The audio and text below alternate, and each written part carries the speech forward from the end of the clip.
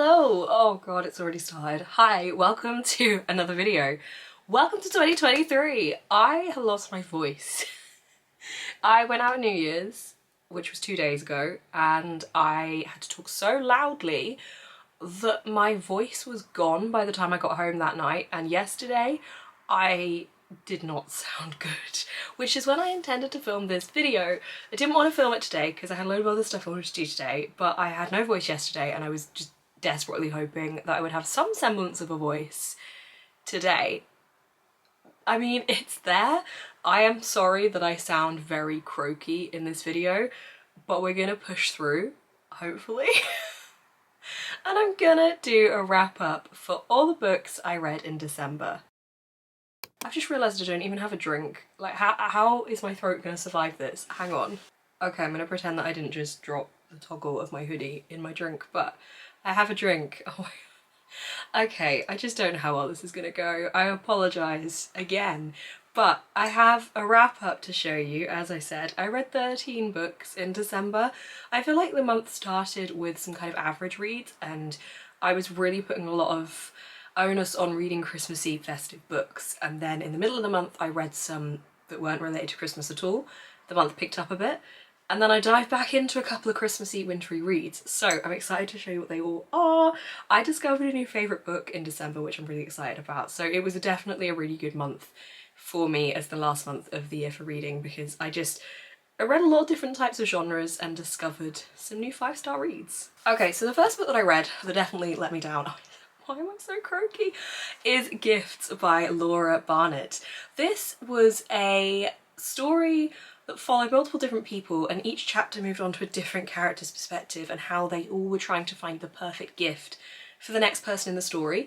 So we got to meet multiple different characters, but for me it felt too much like a short story without it necessarily declaring it was a short story. I feel like I should have been a bit more wary of going into this one that actually it was a short story collection, just cleverly disguised as being knitted together, because I thought we would see more of these characters intertwining in each other's stories, and we did see that to a certain extent, but by the time you're like midway through, you're not really remembering the first few stories you read. I could definitely see that it's wholesome and it's all about giving gifts and being with your loved ones and the thought that goes behind that, so that side of it I definitely appreciated. But this one really wasn't necessarily for me, unfortunately, and it was a 3 out of 5 stars. Then I moved on to another Christmas mystery. This is Death and Papa Noel by Ian Moore. Christmas mysteries have not yet managed to pull me into their festive grasp. This one is a novella within the series that I haven't actually read any of the other books in the series of, so that probably didn't really help. However, I went into it knowing that, like I wasn't unaware that it was already a series going in, but I wanted to read something short and fun and Christmassy. Also the cover for this one, yes, it's a hardback, I love it.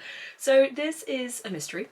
They're set at Christmas, and that is about all that's Christmassy about it. It wasn't giving me what I wanted. There was a murder mystery game going on and our main character is a detective and he'd been invited along, and I just felt like it was really boring. It felt very flat, and I think this is the curse of novellas sometimes. Some novellas do it really well, but others are so short that they never really have a chance to get going. So again, this one was 3 out of 5 stars. Then I read Harlan Coben's The Match. This is a thriller. I went to meet Harlan Coben at a promotion for this book, so I wanted to read it in advance of that, so I was listening to the audiobook alongside reading with this one because I only had a couple of days to be able to read it. Now what I didn't realise going into this is that this is actually the second in a series following a boy who was found in the woods who is then a man in this book. Now I haven't read the first book in this series, so I felt like I was really jumping into this without much context, and it definitely got going very quickly. It's a very fast-paced thriller with lots of different storylines running through it, which I do normally quite enjoy, and I did enjoy this. But I think because I didn't have that establishment of who this main character was and what his background was, I didn't have the drive and the investment in his motivations to be able to keep going with what he was doing.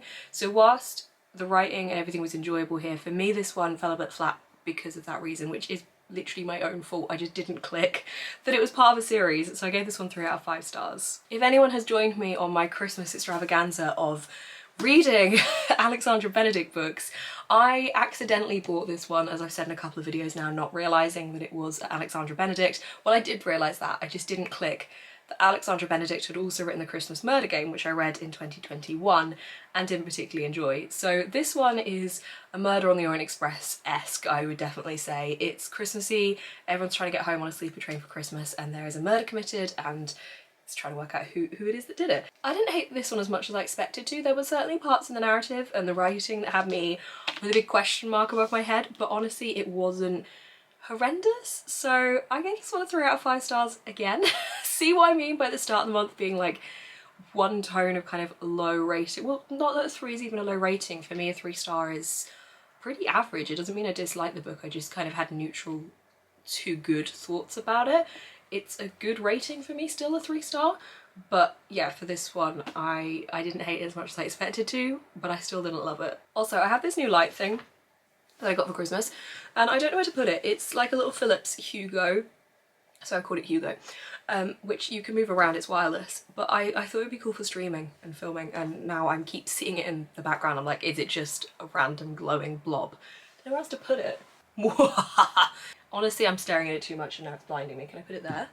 Is that good? I don't know, we're gonna put it back here. So that's what that is, in case anyone cared or wondered or noticed. Okay, so if you haven't watched my video already, I did a challenge of reading 5 Survive by Holly Jackson in under 8 hours, which is a challenge that Holly Jackson set readers for this arc. This takes place in real time over 8 hours, so that is what the challenge was inspired around.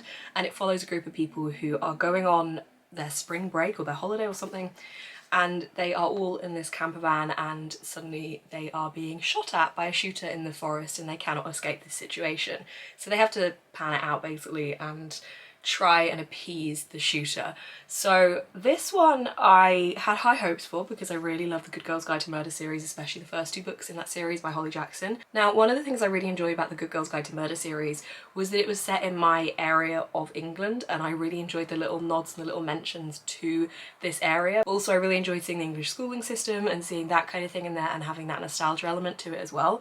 So those kind of things I really liked, and I really liked Pip as a main character, and obviously we didn't have that in this because it's set in America. We're obviously in a completely different series, and I think it was difficult to readjust my brain to that because I think what I enjoyed so much about Holly Jackson's previous writing was that series specifically. And I did enjoy this. It was still a good thriller, and I think reading it in real time definitely added to the intensity, but I didn't love it as much as I absolutely wanted to, so I gave this one 3.5 out of 5 stars. Filming is not in my favour today. There's not like a beam of light on my face. Hang on. That did absolutely nothing. Okay. I'll just sit in a different position, it's fine. No, well, like, why? Why? Okay, I feel like I'm just getting progressively closer to the camera now. I mean, why is there a beam of light? I've got my blinds shut. Where is this coming from? We're just gonna deal with this. Right, then I read Innocent Traitor by Alison Weir, which is my first Alison Weir book, and making up a large percentage of my most read genres being historical fiction in 2022, which I didn't really expect going into the year. It's never really a genre I've read a great deal of in the past, and is a genre that has probably intimidated me. And I think that's mainly down to the fact that I assume it's always going to be slower paced, which it is not. This was a fantastic book. This follows the life of Lady Jane Grey, which is a very tragic, very sad story and moment in history, and it follows her from her birth up until the end of her life, and if you know what happens to her, you will know what kind of a tone this book is setting. It's definitely sombre, it's definitely sad.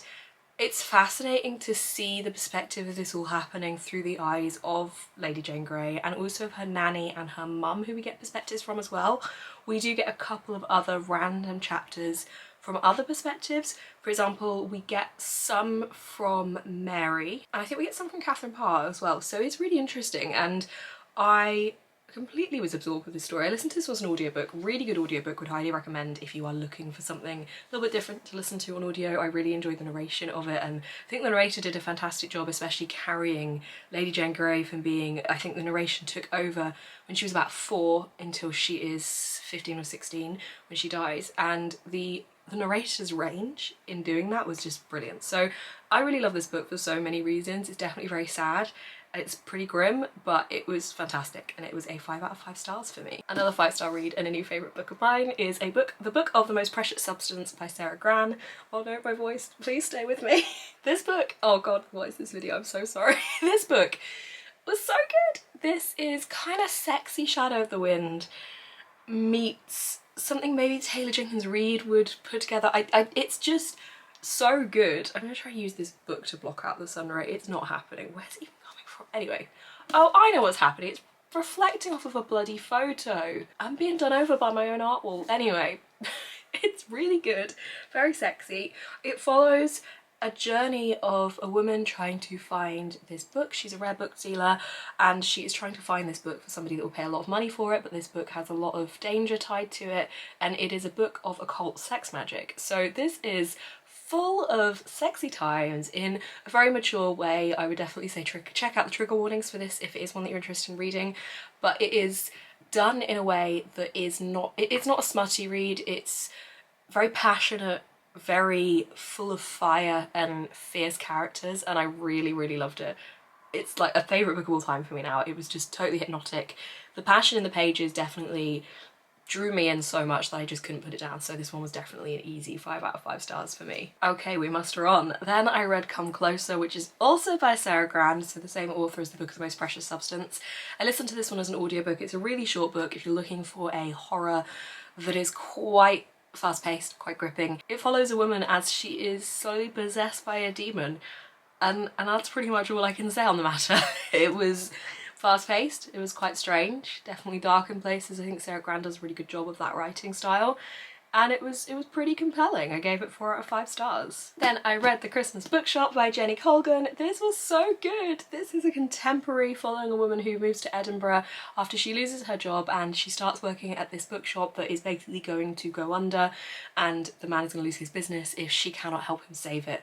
And it's such a lovely read. This does have romance in it, but I felt like this was really a book about her discovering her relationship more with her sister, her relationship with her nieces and nephews, her relationship with herself a lot as well, and just helping out this man with his business and being able to transform this bookshop and make it all Christmassy. And obviously then there is a separate romance to all of this happening as well. The characters are all very lovely, they're very wholesome. It was set all in Edinburgh, which is somewhere I have been and have a very strong visual image of, and I think that made this even better for me.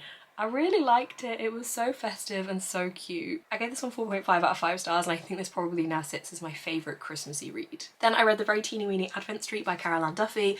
This is a poem that is set on one street as someone is walking past all these houses and looking into what is happening, the festive things that are going on inside each house. It's just a very cute, very sweet, wholesome poem about the magic of Christmas, really, and I gave this one 4 out of 5 stars. Then we get into the books I read in Christmas week. So I was reading these all last week. So one is The Winter Garden by Alexandra Bell. I have been saving this book to read in this specific week that I read it last week. I read Midnight in Everwood 2 years ago over Christmas week, and it was so perfect. The atmosphere, the winter setting, and I felt like this book could recreate that feeling for me, and it did. It was so good. It was so beautiful and so wintry and just absolutely stunning. I would say you don't have to read this book in the winter. Whilst it's called The Winter Garden, it wasn't entirely centric around that season. It's set over years and years anyway, so we get to see the progression of time and seasons among that anyway.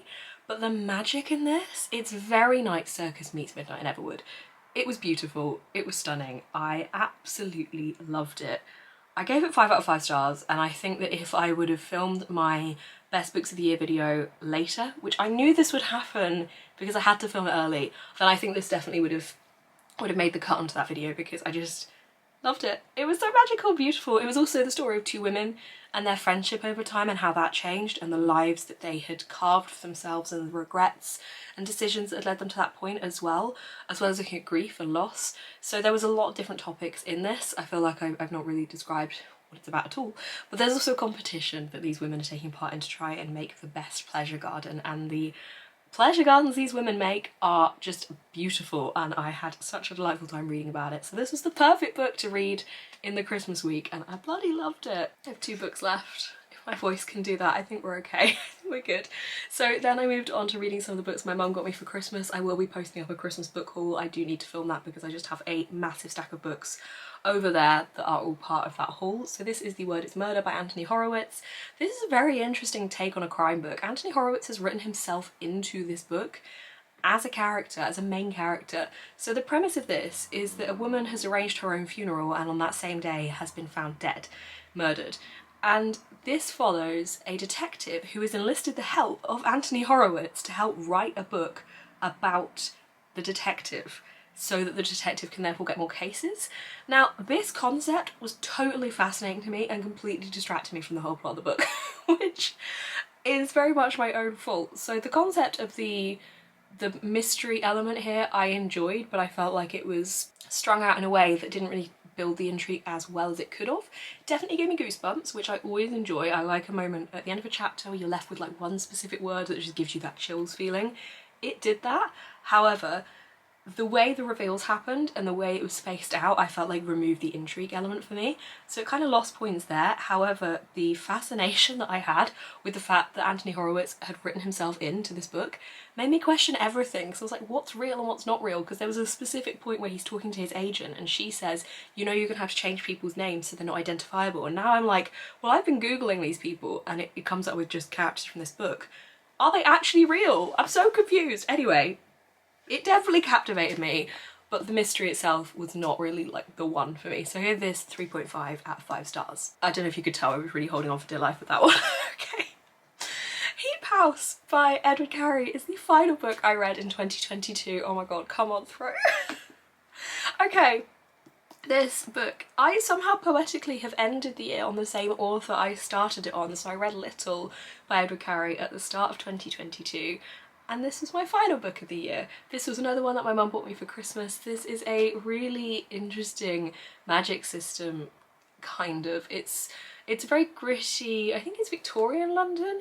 It's a very gritty London setting where we follow this collected group of people who are called ironmongers, and they all have these things called birth objects, which are essentially bits of junk from London that is their like life source essentially, like it's something they have to carry with them at all times.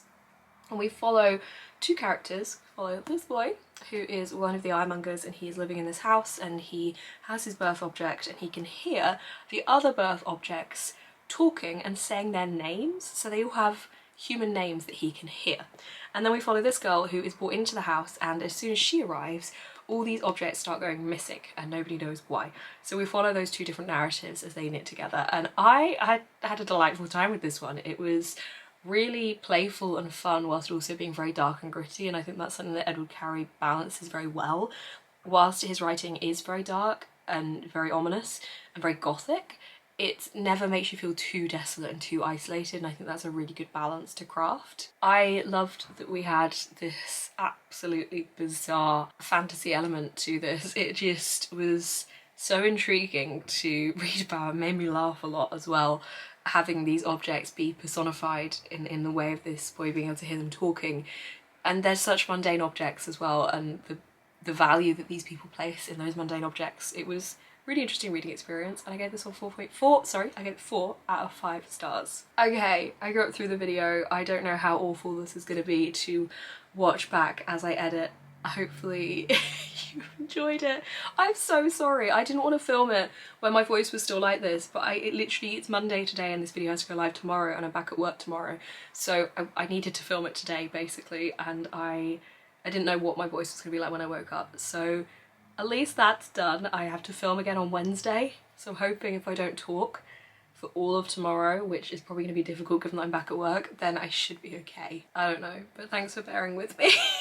Happy New Year as well. I hope your 2023 is really fantastic. I hope it brings you many, many great books.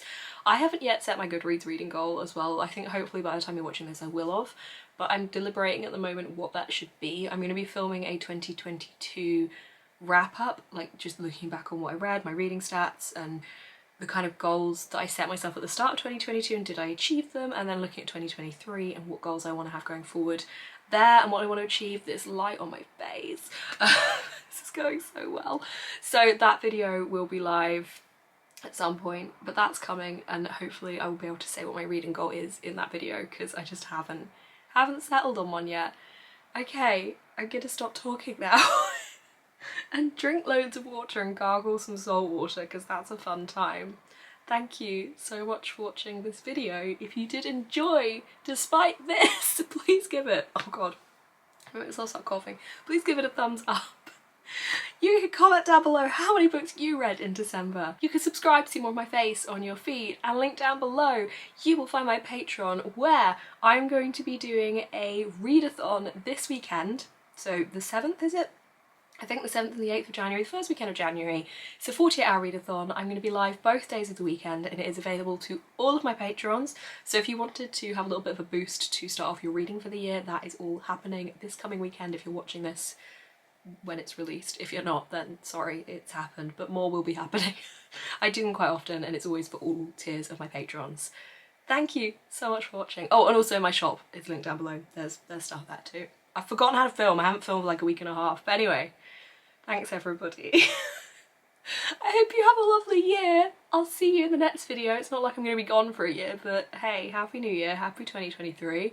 Keep smiling and stay positive.